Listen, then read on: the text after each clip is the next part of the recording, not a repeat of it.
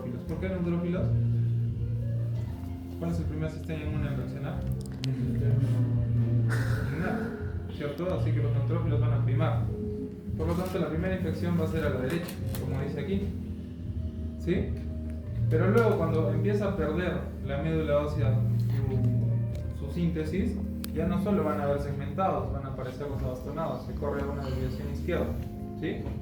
Cuando la desviación izquierda regenerativa no funciona y la médula ósea sigue fallando, ya te vas a una degenerativa. ¿Sí? Cuando la sepsis ya nos ganó del todo, ya no hay neutrofilia. Van a haber un paciente con neutropenia. Porque ya, ¿qué pasaría en ese paciente? Su sistema innato ya se venció totalmente. Ya no hay neutrófilos. Por lo tanto, ¿en quién empieza a primar? El adquirido. Entonces, ¿qué es lo que va a pasar? Inversión del recuento diferencial. Van a empezar a aparecer puro monocito, puro linfocito. ¿Sí? Entonces, si hay monocitosis o linfocitosis, ¿cuál empieza a bajar? Los neutrófilos. Se basa en una neutropenia para compensar el porcentaje total, ¿cierto? Entonces, más o menos así funciona una síntesis de sistema inmunológico. ¿Listo? Ahora, nosotros también, obviamente, desde el punto de vista médico, tenemos estrategias para poder ver cómo está funcionando esa médula ósea. Primero, si veo un neutrófilo encallado o abastonado, ya puedo ver si hay desviación izquierda o no. ¿Sí? Y obviamente esta es la imagen que voy a ver en el frotis sanguíneo. Cuando veo un neutrófilo segmentado, pues obviamente voy a ver así, ¿no? Sus segmentos, 1, 2, 3, 4 a lo mucho. ¿Sí? Pero ahora miren un poquito más hacia abajo. ¿Qué caracteriza a los neutrófilos? Que son granulocitos. ¿Sí? Así que un neutrófilo estimulado va a sintetizar mayor parte de granulaciones tóxicas cuando está intentando luchar contra una infección. Por eso lo miran que tiene muchas más granulaciones, ¿cierto? Este, por ejemplo, es un neutrófilo que tiene la intención de destruir o funcionar como un macrófago, es decir, hacer una digestión, por eso se llena de vacuolas. ¿Sí? Sí, miran las vacuolas, ¿no? Puntos blancos. Este, por ejemplo, es un neutrófilo que ha generado un cuerpo de Dolby, como dijo Suárez, es un polimorfo nuclear. Solo que frente a una infección estos segmentos se empiezan a ver más marcados. ¿Sí? ¿Lo miran ahí? Extremo. 2. Algunos neutrófilos nos permiten identificar incluso el sexo. Porque las mujeres tienden a tener, miren esta colita que tiene este neutrófilo aquí, chiquitito, no sexual. Le llaman palillo de tambor. Y lo único que hace es permite identificar, es más en mujeres. Entonces, a veces se puede ir por un frotis sanguíneo si usted es mujer u hombre la sangre. ¿Ok? Es un poco complicado, pero a veces se puede. Y 2, que en las desviaciones derechas, en su mayoría, a predominio de segmentados, cuando la infección es severa, lo que pasa es esto: el neutrófilo genera más segmentos y es un polisegmentado. ¿Ok? Por eso ahí tienen ejemplos, ¿no? Se expresa en infecciones bacterianas por agentes patógenos, abscesos, procesos inflamatorios, trastornos metabólicos, malignos, hemorragias y hemólisis. ¿Sí? ¿Entienden? Listo.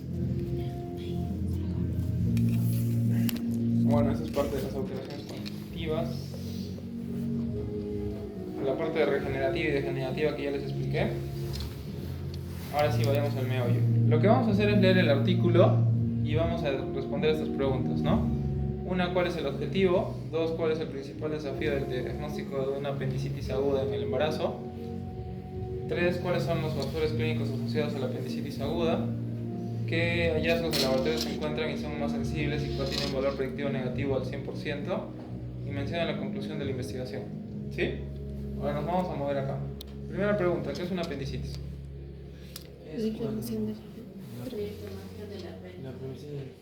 Inflamación del apéndice, ¿cierto? Ustedes ya llevaban anato. ¿Dónde está el apéndice? En el hipogastro. Por está la calle gástrica, en la fosa ilíaca. Fosa ilíaca, izquierda y derecha. Derecha. ¿Cierto? Entonces, esa, Daniel, es la forma correcta para responder dónde está el apéndice. Está ubicada en la fosa ilíaca derecha. ¿Sí? ¿Acá? ¿Y qué la converge? ¿Cómo se forma el apéndice? ¿Cómo se forma el apéndice? Es la unión de O la confluencia de... Del epiclón. No, el epíclono es la grasa. Embriológico. Es la confluencia de las tres tenias No me acuerdo. cólicas. Normalmente lo que vas a ver es el intestino. Y acá vienen las tres tenias así. La confluencia de las tres tenias cólicas es tu apéndice. ¿Cierto? ¿Recuerdan? ¿Ya? O sea, la colon tiene tres tenias, a eso se refiere. ¿Listo? Y la confluencia de las tres tenias cólicas, 1, 2, 3, es el apéndice. ¿Sí? Ah, ya, ¿qué pasa con eso? ¿De dónde sale? O sea, biológicamente saldría no. del cielo, ¿no? Listo, ahora, pregunta, ¿para qué sirve?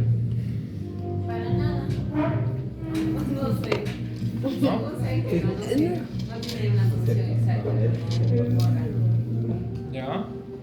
¿Eso es lo que decía el libro de anatomía? No. No, de hecho sí, no, incluso lo mencionan de que incluso si tú vas a un hospital por apendicitis, bien vas a morirte o simplemente a una operación. ¿Cómo es el implante? ¿Ya? ¿Qué otro nombre tiene entonces? A ver, dime, Pablo. Es una reserva de bacterias. Por ahí va la cosa. Está mejor. Producen implantes de idea. Por ahí también está bien. Así como la amígdala, el vaso, todos son órganos linfoides, son órganos linfáticos secundarios, la apéndice también funciona como un órgano linfático. Produce linfocitos. ¿Sí? ¿Ok? O sea, por las puras no está. ¿Ok? Solo que realmente a veces sí puede ser que la estirpemos porque obviamente se inflama y me genera más problemas que beneficios. ¿Listo? ¿Alguna vez han escuchado el sinónimo o el otro nombre de la apendicitis? ¿No? A ver, ¿a alguien se le ocurre algo? ¿Nunca han visto una película de médicos que hable sobre eso? Una película antigua. Ya van a ver esta película ya. Como tarea para su casa cuando tengan tiempo.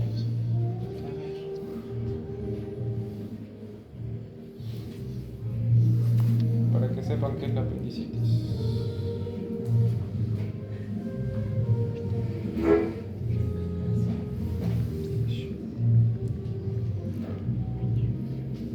Esta película se llama El Sanador, o en inglés The Physician, que es el médico. ¿Sí? ¿Sí lo han visto? Ya bueno. En esa película, este chico obviamente era una persona X, como un curandero, y él quería convertirse o aprender más cosas de la medicina. Lo único que tenía en la película era su afán de convertirse en médico, ¿ya? Pero su mamá murió de una enfermedad que le llamaron la enfermedad del costado. La enfermedad del costado, que así realmente se llamó, era la apendicitis hace más de 200 años. ¿Sí? ¿Ok? Entonces, ¿por qué le llamaban la enfermedad del costado? Porque en esa época no sabían nada de anatomía ni nada de medicina. O sea, lo intuían. ¿Ok? Así como te relata la película, también estaba prohibido el hecho de exhumar cadáveres y abrirlos. Así que no tenían ni idea de lo que había dentro, cómo era el intestino, cómo era el corazón, nada. ¿Ok? Entonces, cada vez que alguien se moría y simplemente se moría antes porque le dolía aquí, ¿listo? Le llamaban la enfermedad del costado. Lo único que era un apéndice inflamada que había que operarla, sacarla y ahí se acababa la Doctor, inflamación. eso es porque mucha grasa, ¿no? Por mala alimentación. Ahí vamos a la segunda pregunta, Daniel. Esa es muy buena observación. ¿Cuál es la causa principal de una apendicitis? ¿La mala alimentación? ¿Ya? ¿Otra idea? Obstrucción está mejor. Chiquitito. ¿Por qué? Porque es como muy pequeño y supuestamente ahí puede llegar a almacenarse con el tiempo pequeños residuos a través de lo que comemos, por ejemplo la tuna, Una pepa. las pepitas, ¿Ya? las pequeñas, entonces pueden ahí llegar a obstruir este paso, como crea linfocitos, entonces eso se puede inflamar y ahí es donde puede ocurrir lo que es se puede afectar. Doctor, pero más todo, yo he escuchado así que dicen doctores ahora, por ejemplo, actualmente el niño se ve mucho que les operan de eso, dicen también por eso. Ya, ahí viene mi pregunta, Daniel. ¿Y cómo te llamas? Marjorie. Marjorie.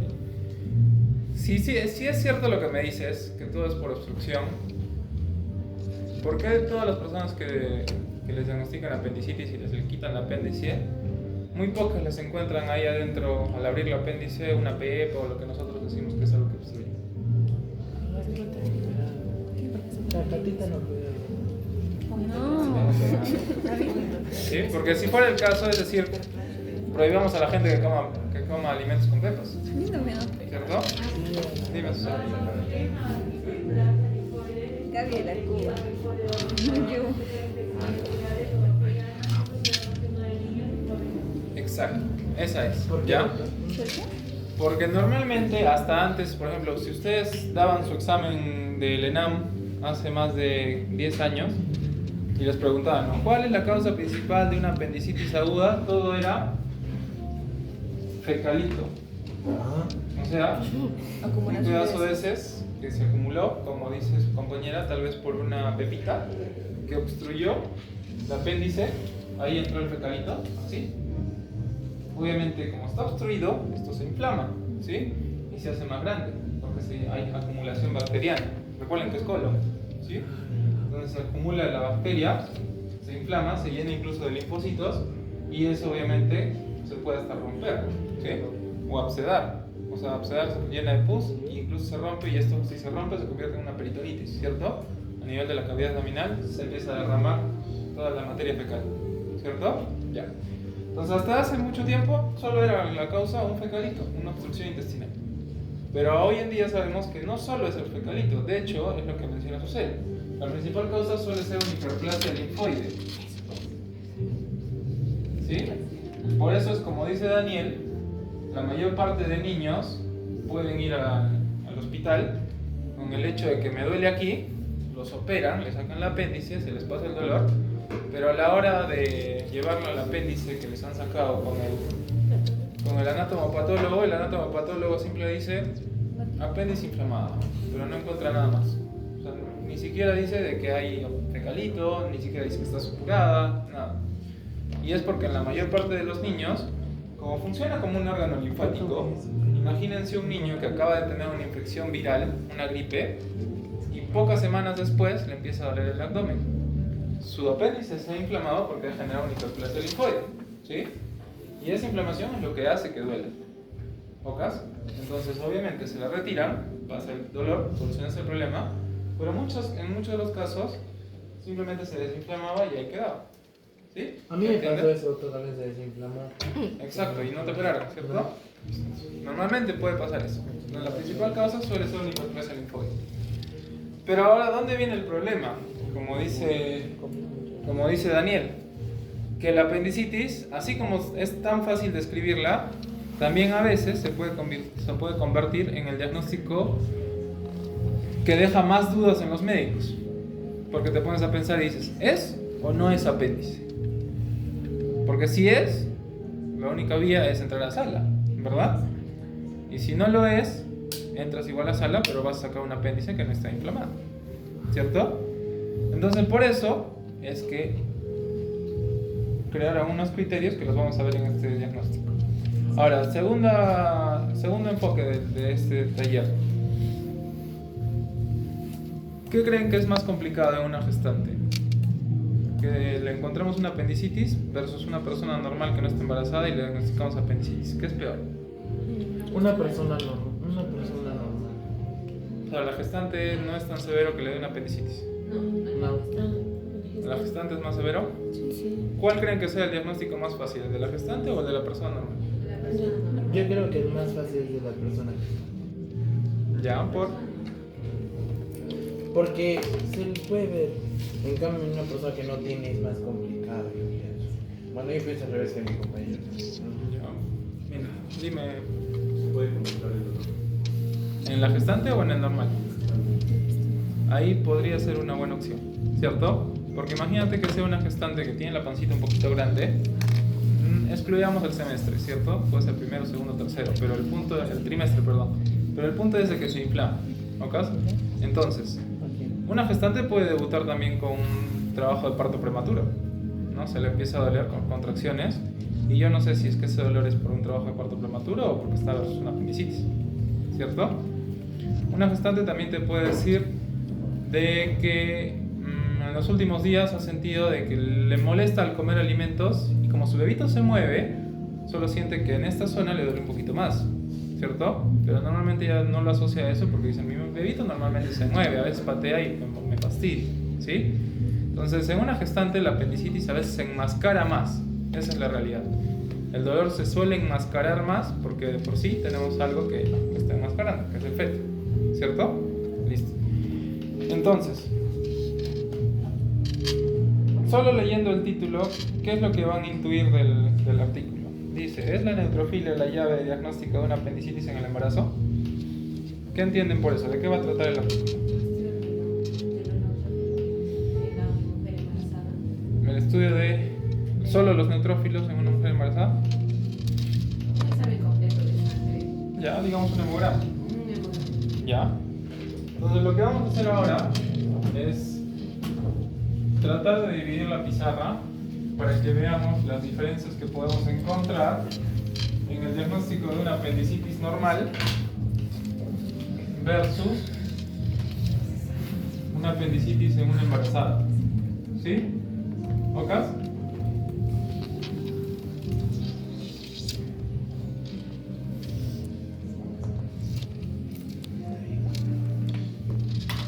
¿Sí? Listo. Lo primero, antes de pasar a esto. Cuando hacen el diagnóstico de una apendicitis, ¿qué es lo primero que harían ustedes con el paciente? Llega con ustedes un paciente que le dice, ¿sabe qué? Estoy con malestar acá, duele acá, se espasma. ¿Qué es lo primero que harían? La reviso, la revisión primero. No, lo primero que harían es preguntar cómo empezó el dolor, la historia clínica, ¿cierto? Sí. ¿Cierto? Entonces lo primero es preguntarle, hacerle la historia clínica, ¿cierto? Lo mismo puede ser con la gestante. ¿Preguntarle la historia clínica? También. ¿Cierto, no? Lo único adicional tal vez en esta historia clínica es que tendrás que colocar los controles obstétricos para ver cómo ha ido el embarazo, ¿cierto? Sí. Listo. Entonces, eso podemos hacer en ambos. 2, ahí sí te doy la mano, Daniel. ¿Qué es lo siguiente que harías? Historia clínica. Eso es El examen. físico. Examen. Exacto, examen físico. Ahora, ustedes han llevado anatomía. ¿Cómo examinan abdomen? Palpación. Palpación. Sí, los cuadrantes lo que hice. ¿Lo escuchan o no escuchan? Sí. Ya, digamos eso. Percusión, palpación, auscultación, otra más. Y ahí yo les doy un dato, ya que probablemente no lo sepan porque todavía no han llevado semio, ¿cierto? No, es lo que Normalmente cuando hacemos el examen físico, nosotros vamos a hacer, primero vamos a ver, ¿sí? Van a tener al paciente echado y van a ver cómo está el abdomen, ¿sí? Porque puede ser que lo levante más, lo esconda más, ¿cierto? Cómo se mueve ese abdomen simplemente con la respiración. Eso suele ver. 2. El siguiente paso suele ser hacer palpación y percusión, ¿sí? Tocas y percutes. ¿Tocas? Y por último, auscultas. Pero eso es un examen físico para cualquier otro tejido que no sea abdomen. ¿Tocas? ¿Por qué? Porque si tú tocas el abdomen antes de escucharlo, lo que va a pasar es que van a hacer que, si tiene, por ejemplo, movimiento de gases, porque está lleno de gases el paciente a nivel del colon, o está inflamado a nivel de la cavidad gástrica, no vas a sentir los ruidos que debes sentir adecuadamente, ¿sí? Entonces, cuando examinas abdomen, la única diferencia es que primero miras, luego auscultas, recién te pones el estetoscopio porque tienes que escuchar primero, y luego que terminas de escuchar y ya sabes qué es lo que está pasando, si es que hay ruidos hidroaéreos, si no hay ruidos hidroaéreos, X, recién palpas y luego percutes. ¿Ok? Es solo esa ligera diferencia. Cualquier tipo de examen físico siempre es siguiendo la regla normal. ¿Ok? Pero solo en el abdomen primero auscultas y luego recién palpas y percutes. ¿Ok? ¿Entiendes? Entonces eso es examen físico, lo podemos hacer. ¿Listo? Si nos quedan dudas, ¿qué es lo que harían ustedes siguiente con el paciente? Ya después ya me hace el examen. Laboratorio, exámenes en laboratorio. Exacto, laboratorio, porque puede ser que tenga una infección, algo, entonces yo lo tengo que corroborar, ¿sí? Sí. Ahí entrará a pedirle un hemograma, ¿sí? Listo.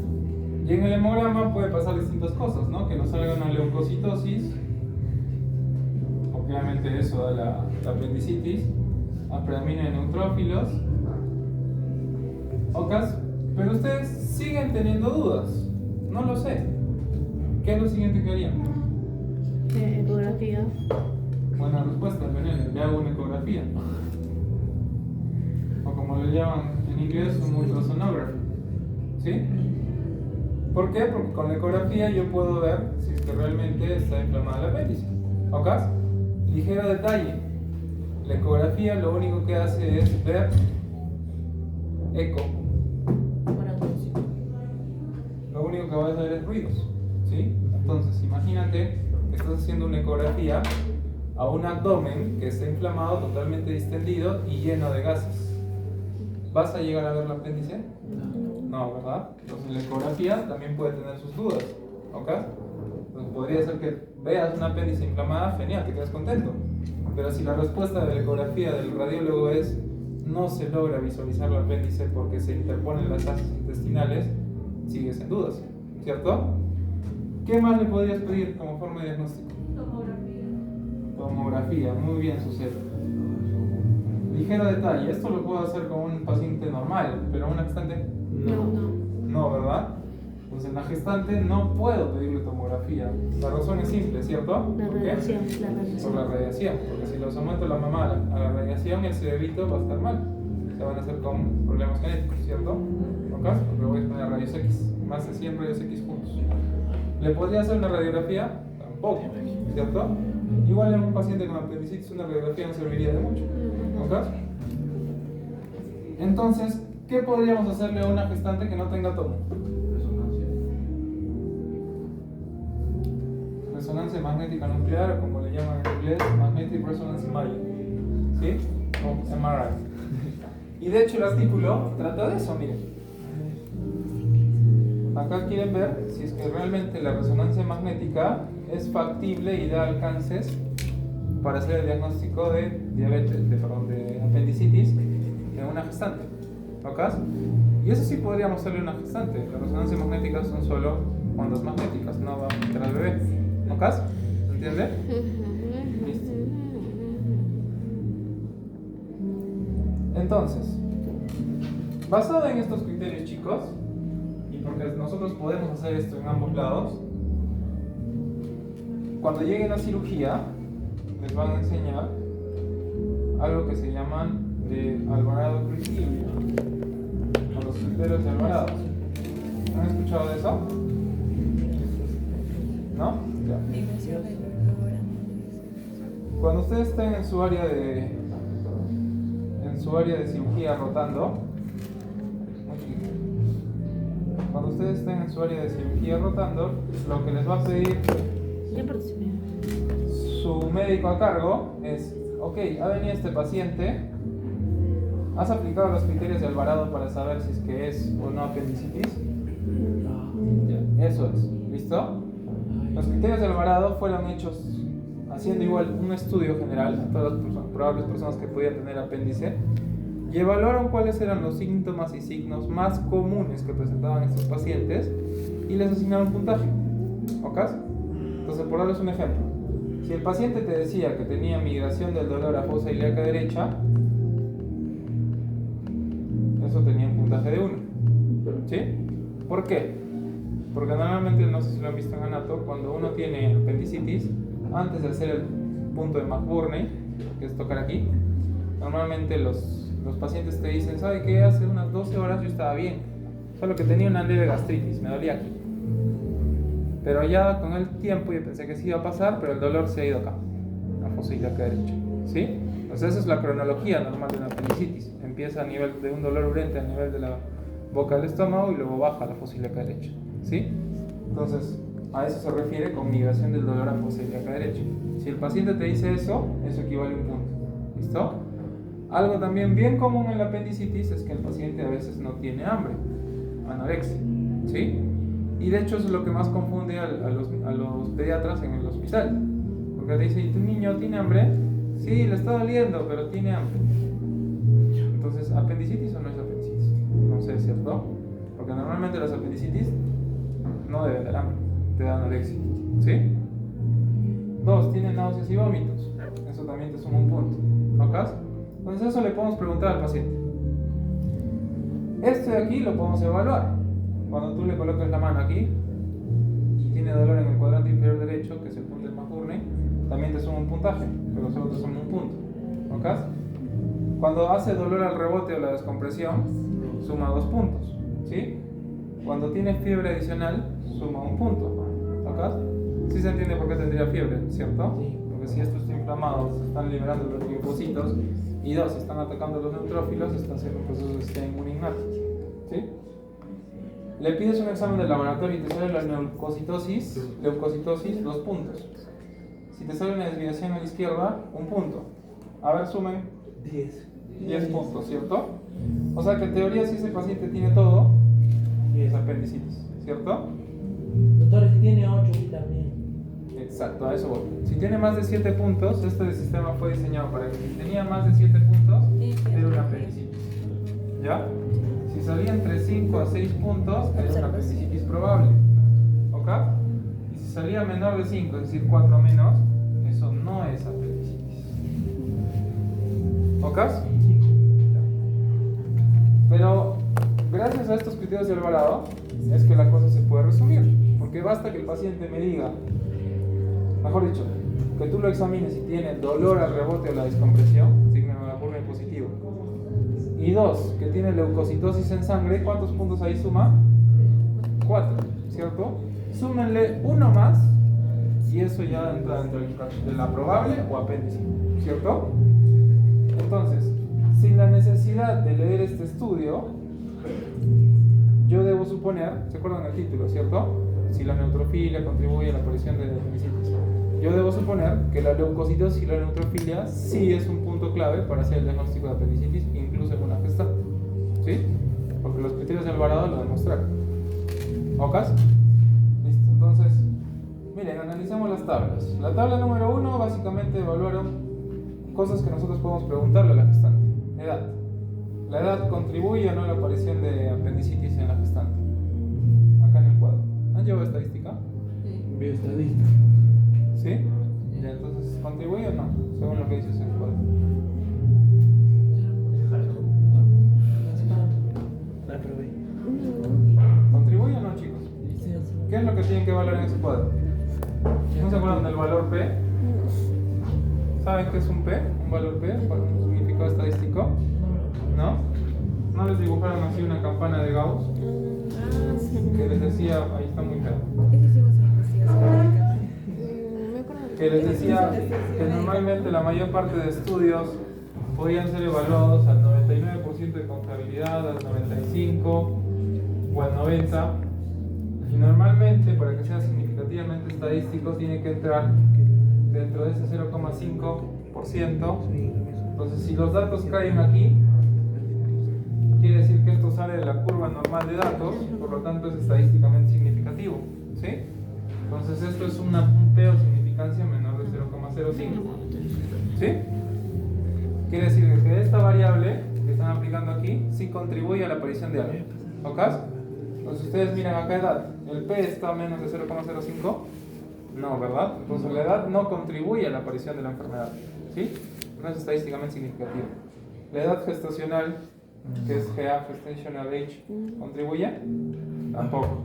Tampoco contribuye el índice de masa corporal. Tampoco contribuye si es que la gestante está en el segundo o tercer trimestre. ¿Sí? Ahora, vamos a la tabla 2. ¿Contribuye los síntomas de duración? Si te diga que dura 12 horas. Nada. ¿Contribuye que tenga anorexia, que no tenga ganas de comer? ¿Que tenga vómitos? Sí, vómitos sí. ¿Cierto? Entonces, por lo menos en este estudio, en gestantes, demostraron que si la gestante debutaba con vómitos, y adicionalmente a todos los criterios que pueda tener de apendicitis, sí es un criterio significativo que te indica que puede ser una probable apéndice. O sea, ¿Sí? los soles válidos es mayor al 95%. O sea, de todo lo que de estas variables que están evaluando, para que tú demuestres con forma estadística que es válida, tiene que tener un P menor de 0,05. Y eso cambia entonces, son las variables. Claro, puede variar de acuerdo a otras variables. ¿Sí? En este caso, ¿el dolor migratorio influyó? No. No, ¿cierto? Perdón, el dolor migratorio sí. Lo que no dolió es el dolor encuadrante. Ah, verdad. ¿Cierto? Ahora les pregunto, ¿el dolor migratorio era un criterio de Alvarado? Sí, ¿verdad? Sí. Listo, ahora vamos a analizar esta tabla 3 que está acá abajo.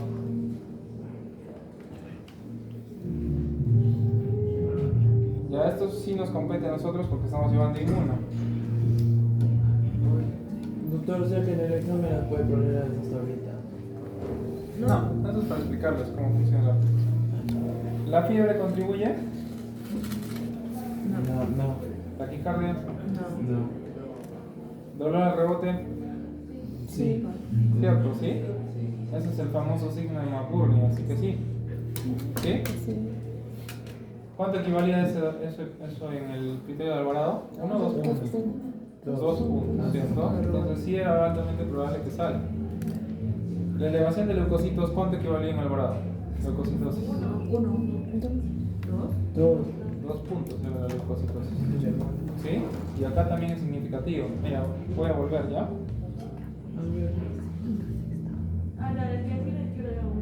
Ajá, leucocitosis sí era 2 puntos. ¿Acá?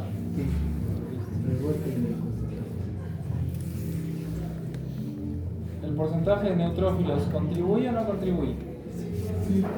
Sí, entonces hasta ahí, según eso, el estudio funcionó, ¿no? Sí. Porque ellos querían contribuir si es que la neutrofilia influía o no. Entonces sí influye. ¿Y el score de Alvarado en general influye? También, ¿verdad? Sí. Entonces por eso les decía que simplemente con analizar los criterios de Alvarado era altamente probable que el estudio refleje esto, ¿no? Que tanto la leucocitosis como el dolor migratorio, perdón, el dolor al rebote eran 2 puntos, así que iban a ser significativamente críticos. ¿Sí?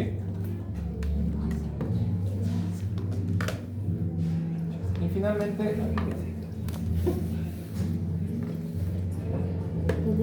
este otro cuadro, si los neutrófilos son más del 70%, ¿contribuye? ¿Saben qué es un valor predictivo positivo? Suárez, ¿qué es un valor predictivo positivo? ¿Sabes? ¿Lo han visto en estadística?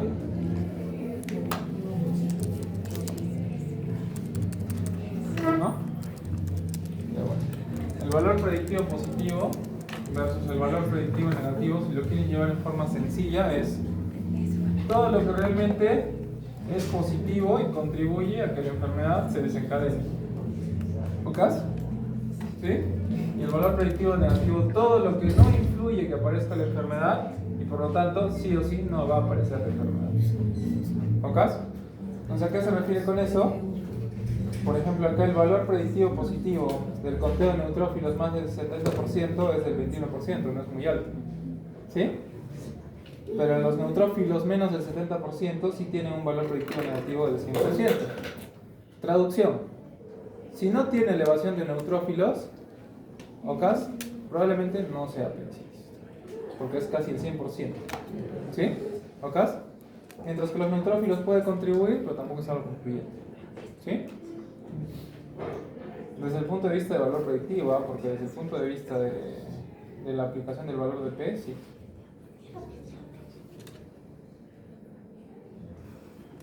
¿Listo?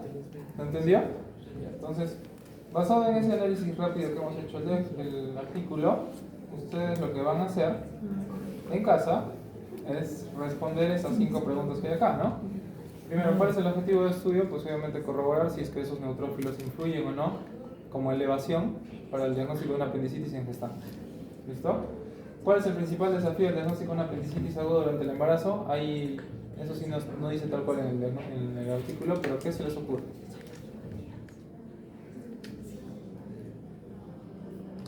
Se los pongo de esta manera. Imagínense una gestante con la panza bien grande. ¿Sí? Se supone que el colon está siendo presionado, porque el útero está muy grande, está atrás. ¿Sí? 2. Primero, el diagnóstico es complicado porque el examen físico de por sí es bien complicado. ¿Sí? Desde el punto de vista de ultrasonografía, estamos en problemas, porque al momento de colocar el transductor, Probablemente si yo quiero ir a buscar la unión de las líneas cólicas para ver si es que hay apéndice, no lo voy a encontrar, porque el útero primero me está estorbando y no deja ver el cólico, ¿sí? Entonces el diagnóstico se hace más complicado en la gestante porque tienes la pancita de por medio, el útero que está interrumpiendo, ¿sí? Y porque la gestante va a enmascarar síntomas, ¿sí? ¿Ok? 2. ¿Cuáles son algunos de los factores clínicos asociados con apendicitis aguda? Sí lo hemos visto, ¿recuerdan? ¿Cuál? ¿El qué? MSI, el índice de masa corporal. ¿Qué? Ah, vómitos, náuseas, semeces, claro, ese tipo de cosas. ¿Sí? Exacto. ¿Qué hallazgos de la laboratorio mostraron una mejor sensibilidad y un valor predictivo negativo del 100%? Eso es lo que acabamos de ver, ¿cierto? ¿Listo? Y menciona la conclusión de la investigación, pues ahí brevemente vamos al final. Y acá les va a decir de que sí, que el conteo de leucocitos y neutrófilos sí contribuye, mira, 70 al 100%. ¿Ok? Ahora, entonces esa primera parte está fácil, ¿cierto? Para que la puedan responder. Sí, ahora sí. Listo. Vamos a esto de aquí. Y ahí antes de pasar a esto, pregunta. Si la gestante obviamente tuviera apendicitis, pongamos en ese escenario, la gestante sí tiene apendicitis, se supone que es vía quirúrgica, ¿sí? Es la única forma de sacar la apéndice, por vía quirúrgica. El bebé. Exacto, eso Daniel. ¿Qué va a pasar con el bebé? Ahí tendría que entrar puede tener riesgo. A eso me voy, esa es la pregunta. ¿Qué está? ¿El embarazo puede tener riesgo o no? Sí. Porque como está el bebé se encuentra en la parte de acá también, puede moverse. Está en el útero, ¿cierto? Entonces, ¿se acuerdan en anatomía qué distribución tienen las asas musculares del útero? Las asas musculares del útero. El útero es puro músculo, ¿cierto? Ya, ¿cuáles son las tres capas del útero? Endometrio, Endometrio, miometrio y perimetrio, ¿cierto? ¿Cuál es el que se descama en todas las menstruaciones de ustedes necesitas? El el endometrio. endometrio. El útero es puro miometrio. Si no fuera así, ¿cómo se expandiría tanto? ¿Cierto? Es un músculo elástico, ¿sí? Y el perimetrio obviamente es la superficie. A lo que voy es que se acuerdan que cuando les dibujaban el útero no les decían su útero puede albergar un bebito porque es muy elástico y es gracias a la distribución de sus asas que son así y también son así. ¿Se acuerdan? ¿Sí? Y esa es la razón por la cual cuando una mujercita da a luz a su bebito, el útero que ha crecido tanto, en un ratito ¡traj! Como un globo. Exacto, es como un globito, ¡traj! Se cierra y evita obviamente que siga sangrando, porque si esto, imagínense que se queda así de grande, si es puro miometrio y tiene vasos sanguíneos acá adentro, la mujer se desangraría, ¿no? ¿Cierto? Entonces lo que hace el globito es ¡trac! Se cierra totalmente y obviamente cierra el paso de todos los vasos sanguíneos y deja de sangrar. ¿Sí? ¿Ok? Entonces, obviamente, ¿a qué me refiero con esto? Imagínense un útero ahí, con el bebito adentro, y acá está el apéndice, y obviamente entra el cirujano, ya sea por vía laparoscópica o vía abierta, y con los aparatos empiezas a estimular la superficie del útero. Lo que va a pasar es que, uno, puedes generar amenaza prematura del parto pretérmino, porque vas a estimular a las fibras musculares y vas a desencadenar inicio de trabajo del parto. Porque lo vas a estimular, ¿cierto? Que se contraiga, que se contraiga, que se contraiga y va a favorecer a que se inicie el trabajo del parto antes del bebé, ¿sí? Entonces, si nos toca en el tercer trimestre del embarazo, más allá de las 38 semanas, pues tranquilo, porque el bebito ya maduró sus pulmoncitos. Si es que tiene apendicitis la mamá, lo sacamos al bebito, operamos el apéndice y nos quedamos tranquilos, ¿cierto? Porque ese bebito ya puede nacer.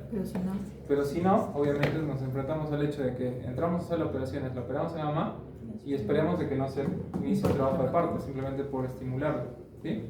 Porque si llegara a estimularse, probablemente terminaríamos con una cesárea de urgencia o que ese bebito salga antes de la vida. ¿Ok? ¿Se entiende? Listo. Por eso generalmente cuando tienes una mujer que tiene apendicitis y está en algún trimestre del embarazo, que no es favorable para el nacimiento del bebito, le das tocolíticos, así se llama. El tocolítico es aquel que inhibe las contracciones uterinas. Entonces sacas el apéndice, el cirujano se deshace del problema porque dice yo ya cumplí mi trabajo, ya saqué el apéndice, pero el ginecólogo en ese momento tiene que atender a la paciente, obviamente en un cuidado más exclusivo, y darle tocolíticos, que no se active las contracciones uterinas, porque si se activa y no logramos controlarlo, inicia el trabajo de parto. ¿Sí? ¿Ok? Listo. Entonces ahora vamos a ver estos casitos, ¿ya? Pero ustedes obviamente me van a ayudar. Por ejemplo, dice paciente que presenta en consulta fiebre persistente, 38.5 grados centígrados. Pregunta María Inés, ¿no? Inés. ¿María Inés? Cecilia. Ya, Inés, ¿por qué se da la fiebre desde el punto de vista inmunológico? Por la liberación de, puede ser citoquinas, los neutrófilos. ¿Citoquinas cómo? Pueden ser los interleucinas. Ya, ¿cuáles? Tenemos interleucina 1, por ejemplo. Otra más. ¿Cuál más es febril? A ver, ya, Inés y María Emilia, ¿no? La María Emilia, ¿cuál es otra?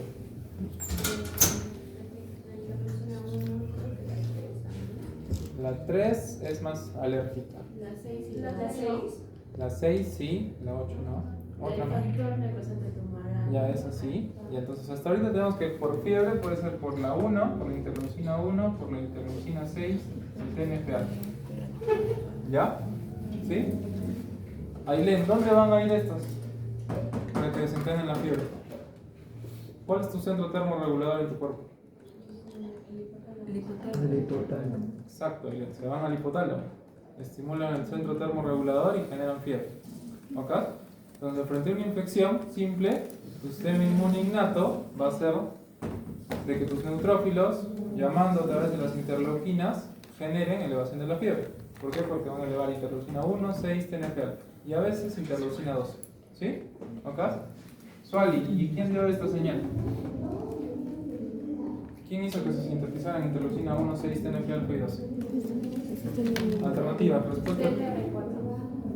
Ya, desde el punto de vista del receptor, el doble receptor 4. Ya, me gusta, eso está bueno. Pero a lo que voy en la pregunta es: el TLR es un receptor de un linfocito, ¿sí? ¿Qué linfocito se activó, Suárez? Alternativas: TH2, TH1, TH17.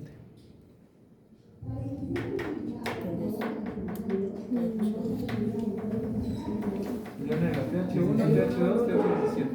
Yo, doctor, TH17. Por No, sé que es TH17. ¿saben qué es TH17? Y la TH17, ¿qué interleucina se eleva?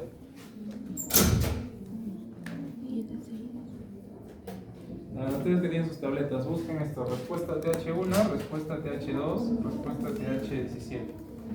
Van a ver que una vez que se activa el linfocito, que ahí estamos hablando de inmunidad adquirida, la respuesta TH1 se caracteriza porque eleva interleucina 1, interleucina 6, interleucina 12, TNF-alfa. La respuesta TH2 se caracteriza porque eleva interleucina 3, interleucina 4. La respuesta TH17 se caracteriza porque eleva interleucina 17. Entonces, quiere decir que si se desencadenó la respuesta TH1, es la que se desencadenó con estas interleuquinas. ¿Sí? Y estas son las que generarán fiebre. ¿Se entendió? Desde el punto de vista sistema inmune adquirido. Porque desde el punto de vista sistema inmune innato, el neutrófilo también puede hacer que se activen estas. ¿Ok? Doctor, yo tengo una pregunta, porque yo también leí una parte que decía del SEACAM, con el SEACAM 1 y el SEACAM 3 con los lipoligosacáridos.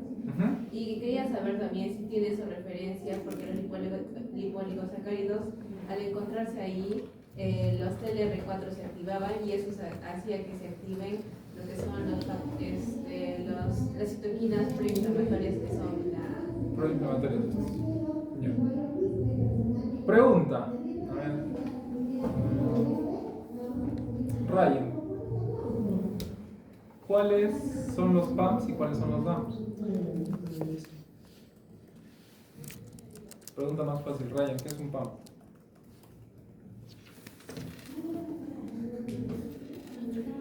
¿No? ¿Y qué es un DAM? Daniel.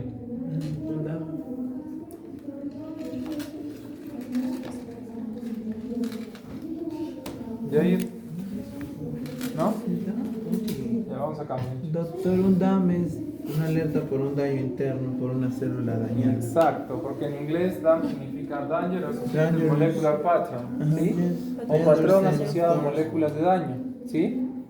Yes. Y el PAM es un patrón asociado a, exacto, a un patógeno. ¿Listo? Entonces, ¿tu lipopolisacárido qué es? ¿Es un PAM o es un DAM? Es un PAM, ¿cierto? Entonces lo que va a funcionar es que esta va a ser tu bacteria, ¿sí? ¿Cuál es tu nombre? Mario. Ya, vale. Esta es la bacteria, ¿sí? Que es, se supone que si es un lipopolisacárido es un gran positivo o gran negativo, chicos. Negativo. Exacto, gran negativo. Esto va a funcionar como un PAM. Es un patrón molecular asociado a patógeno, ¿cierto? Porque le pertenece un patógeno. Lo cual va a hacer que este PAM en algún momento va a funcionar como algo que va a ser reconocido por tu sistema inmunológico, ¿cierto? Entonces ahí viene tu linfocito T, que tu linfocito T tiene ahí su receptor TLR. ¿Se acuerdan que pueden ser varios? 1, 2, 3, 4. Pero este va a ser tu 4. ¿Sí? Así que este receptor 4 es el que va a recibir el estímulo de tu PAM. ¿Cierto? Es el fragmento del lipopolisacárido. ¿Ok? Ojo, pregunta. Inés, ¿cómo viene el PAM? ¿Cómo viene el PAM? ¿El PAM vino por algo? O sea, este lipopolisacárido, ¿alguien se lo presentó al linfocito? Claro, el linfocito de Helper se lo pudo haber presentado. ¿Ya? O sea, funcionó como una célula presentadora de antígeno. Ya. Ya, entonces, si funcionó como una célula presentadora de antígeno, quiere decir que antes intervino el sistema inmune innato. Ya. Y si intervino el sistema inmune innato, ¿qué pasó en el camino para que llegue a ser presentada ya? El sistema O no. innato no funcionó y por eso tuvo que recurrir al adaptativo. Ya, exacto. Te doy el punto. Pero ¿la van a llevar por completo la bacteria para que la reconozca el T? ¿O solo van a llevar a este? Solo van a llevar eso. Al lipopolisacárido, ¿cierto? Entonces dentro del sistema inmune innato vino un neutrófilo, intentó funcionar, no lo pudo contener, llamó al macrófago, el macrófago intentó comerse a la bacteria, no pudo, ¿cierto? Así que llamó a la célula dendrítica intentó eliminarla, no pudo, y obviamente alguno de estos, por lo general la principal célula presentadora de antígeno suele ser la dendrítica, destruyó y rompió partes del fragmento de esta bacteria, lo que le interesaba, el lipopolisacárido, lo convirtió en un PAM, es decir, simplemente en un fragmento pequeñito que debe ser reconocido, y como célula dendrítica funcionó como una célula presentadora de antígeno, ¿sí? Se lo presentó al helper, ¿sí? Que a través del receptor lo reconoció, ¿y qué viene después?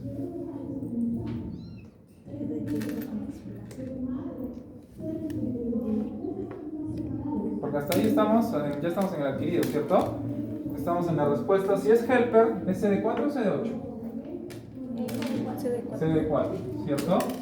Entonces en el sistema inmune adquirido, María Emilia, hay CD4 y CD8, ¿cierto? Entonces la idea es, si el CD4 puede contenerlo, ya lo reconoció, ya sabemos que es un PAM, hay que desencadenar la respuesta inmune y luego habrá que intentar destruir a la bacteria, ¿cierto?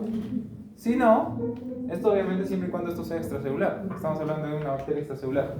Pero si hablamos de una bacteria intracelular, como el Mycobacterium o el virus con el VIH, se supone que tengo que llamar a cuál de los intracelulares? ¿CD4 o CD8? CD8, porque es citotóxico, ¿cierto? Así que este dará la señal a su vecino, que es el CD8, ¿cierto? Pero ¿cómo les dan la señal? ¿Cómo sabe el sistema inmune cuándo acudir al CD4 y cuándo acudir al CD8?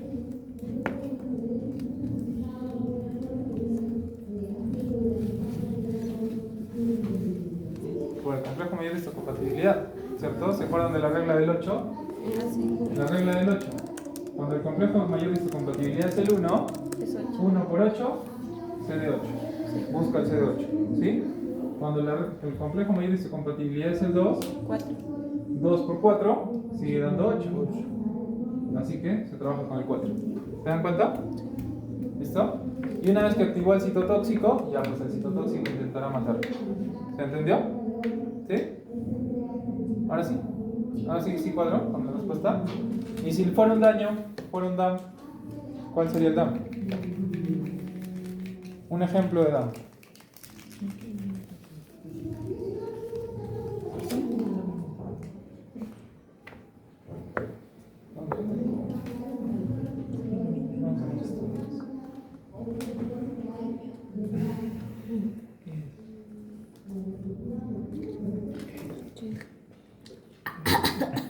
Ay, casi me adoro. Ay, sí, mejor todo. Exacto, eso. Así de uno, Gracias. dos. Ya no lo soportamos.